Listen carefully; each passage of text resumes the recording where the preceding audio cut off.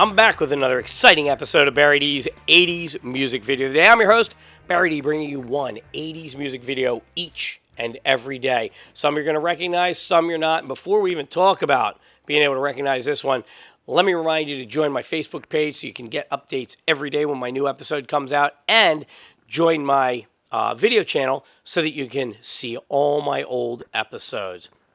Little reminder, the video will show up here in the corner at the end. First I do commentary, then I do the music video. So let's get to it with the commentary.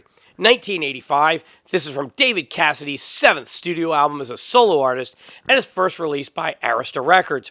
It was released in 1985, and Romance was the only studio album Cassidy released during the 1980s.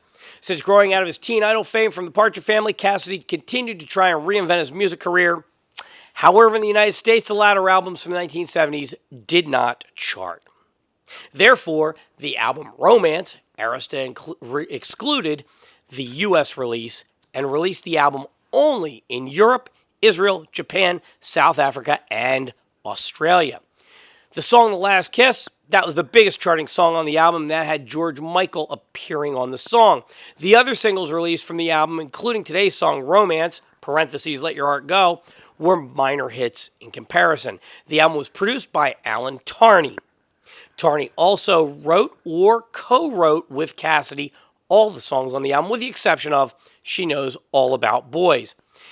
Tarney, he was also one half of Tarney Spencer, which had one 1981 Billboard Hot 100 song called No Time to Lose, which I featured before breaking up. He also wrote and arranged for Cliff Richard's number one, We Don't Talk Anymore, and this led him to become Richard's record producer on his next two albums, I'm No Hero in 1980 and Wired for Sound in 1981. He also produced and wrote for Leo Sayer, with his distinctive sound being heard on the hit singles January, February, and More Than I Can Say. Tarney went on to bigger success in the mid-1980s when he went to work with Norwegian pop band Aha. Producing the second version of their first single, Take On Me, in 1984. They had 3 versions, by the way. The song went on to become a worldwide hit. He worked on the band's biggest selling first 3 albums, being co-producer of Hunting High and Low in 1985 and producer of Scoundrel Days in 1986 and Stay on These Roads in 1988. Now, you know why I'm talking about all these different things about David Cassidy, but then on to the producer and all that, right? Yeah, there's absolutely nothing on this song.